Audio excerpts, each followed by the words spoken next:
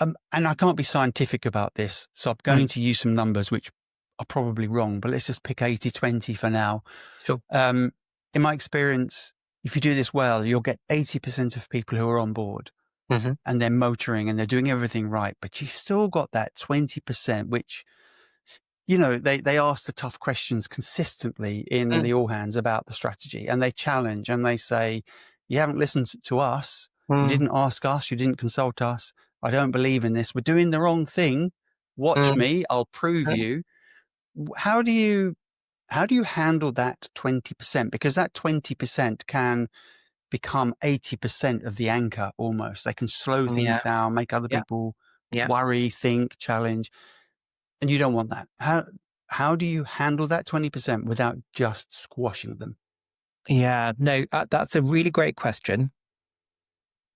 I'm always, as a HR sort of people individual, I'm always going, what's their fear? What are they afraid of? All paths always lead to fear. So what is the fear that they're resistant to? Can I get them to understand that? Because sometimes they don't. And am I able to understand that? That then gives me a really great foundation to build a relationship with individuals.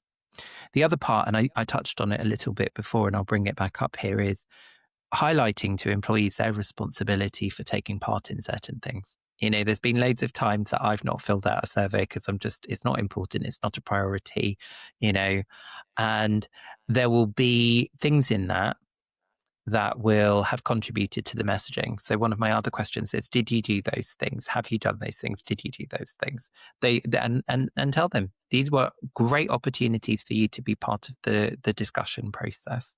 Also, I go through, we've done these stages. So where is it you don't feel like you're aligned? So I like to think about all of those things. And I personally like to address them in a conversation. I don't have an issue with being uncomfortable when somebody wants to make an environment uncomfortable.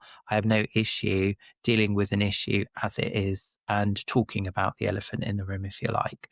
That's not something I have a problem with. I know that sometimes individuals do, and they can be evasive, and it's a power dynamic here. People are trying to retain some sense of control over it. And the fundamental fear maybe, is my job going to go? Do I have to Hmm. learn something new?